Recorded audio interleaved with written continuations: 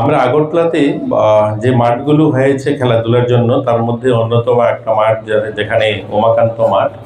বাকি মাঠগুলো আপনারা যারা সাংবাদিকতা করেন, আপনারা যারা আছেন বরিষ্ঠ নাগরিক এবং এই আগরতলার শুভচিন্তক, আপনাদের কাছে আমি আবেদন রাখছি যে আমাদের এক দুটো জায়গা আছে যেগুলো আপনারা আমাদেরকে যদি সহযোগিতা করেন, এগুলো যদি আমরা পাই, তাহলে এই যে আজকে কাদাযুক্ত মাঠ সেখান থেকে আমরা বেরিয়ে আসতে পারবো। কারণ কেন্দ্র সরকার আমাদের পুরো দেশের যত খেলোয়াড়রা আছে তাদের জন্য ভালো পরিকাঠামো দেওয়ার জন্য কিন্তু সংকল্পবদ্ধ।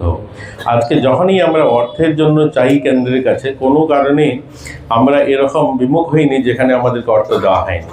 আজকে যদি দেখুন সারা রাজ্যে আমরা 14খানা মাঠ অলরেডি কমপ্লিট হয়েছে যেগুলোতে খেলাধুলা চলছে। 11খানা আমাদের স্পোর্টস দপ্তর, আরও 3খানা ট্রাইবাল ওয়েলফেয়ার দপ্তর, অর্থাৎ 14খানা মাঠে আমরা ক্রীড়া প্রতিযোগিতা করাচ্ছি।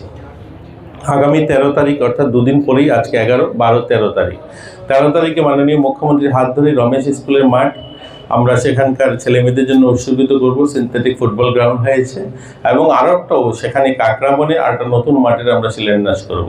তো ভাবুন কতগুলো মাঠ হচ্ছে, কিন্তু সেই তুলনায় আমরা আগরতলাতে মাঠ করতে পারছি না। কারণ আগরতলাতে মাঠ যেখানে আমাদের বাজারঘাটে রয়েছে সেটা একটা sports complex, integrated sports complex. আমাদের যারা স্কুল স্তরের ছেলেমেয়েরা রয়েছে তাদের প্রশিক্ষণের জন্য সেখানে একটা ডেডিকেশন সেন্টার আমরা বাইরে সেগুলো দিতে পারি না, কারণ সেখানে ছোট ছেলেমেয়েদের প্রশিক্ষণ হয়। কিন্তু আমরা উমাকান্তর মতো যদি আরও 1-2টা মাঠ করতে পারি, তাহলে আমাদের এই ধরনের টুর্নামেন্ট যেগুলো আমরা যারা বিভিন্ন ক্লাব বা আমাদের বিভিন্ন অর্গানাইজেশন যারা করতে চায়, ফ্রেন্ডলি ম্যাচ হয়, সেখানে কিন্তু আমরা করতে পারি। নেতাজি স্কুলে বিশাল বড় একটা গ্রাউন্ড রয়েছে, সেখানকার যারা নাগরিকরা রয়েছেন তারা যদি চান সেটাকে আমরা 1-2বার আমরা স্কুল কর্তৃপক্ষের সঙ্গে কথা বলেছি। তো ওখানকার এসএমসি কমিটি যদি চায় সেই মাঠটা আমাদেরকে দেওয়া হয়, তাহলে সেটাকে আমরা সিনথেটিক করতে পারি। বা আমাদের ভোলাগিরিতে কাজ শুরু হবে সেটাও কয়েকদিনের মধ্যে, তাহলে আমাদের এই যে সমস্যা রয়েছে মাঠের, এগুলো আমরা নিবারণ করতে পারবো। এখানে ক্ষুদিরাম স্কুল মাঠ বা উমাকান্ত সামনে যে ছোট মাঠ রয়েছে এগুলো করা মুশকিল, কারণ আগরতলা শহর একটা আমাদের রাজধানী। এখানে বিভিন্ন সরকারি কার্যক্রম হয়ে থাকে, বিভিন্ন মিটিং মিছিল বা বিভিন্ন মেলা হয়, সেগুলোর জন্য যে পার্কিংয়ের ব্যবস্থাও নেই কিন্তু আগরতলা শহরে। এর জন্য এই মাঠগুলো পার্কিংয়ের জন্য ব্যবহার হয়, তার জন্য এগুলো করা যায় না।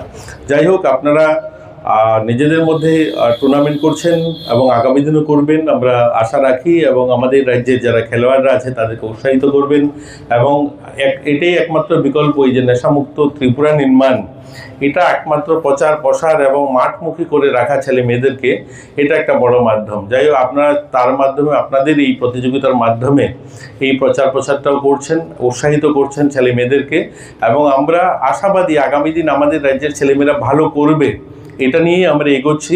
ইতিমধ্যে আমাদের রাজ্যের একটা মেয়ে চায়নাতে, যেখানে এশিয়ান গেমস হয়েছিল জুনিয়র জিমন্যাস্টিক, সেখানে ভারতের হয়ে কিন্তু প্রতিনিধিত্ব করেছে এবং সেখানে যদিও আমরা সিলেকশন পাইনি এর আগে যাওয়ার, কিন্তু ভারতের হয়ে প্রতিনিধিত্ব একমাত্র সেই মেয়ে আমাদের এখান থেকে করেছে। যাই হোক, আমরা এগুলো নিয়ে ভাবছি কী করে আমাদের মেডেল সংখ্যা, মেডেল টেলিতে বাড়ানো যায়।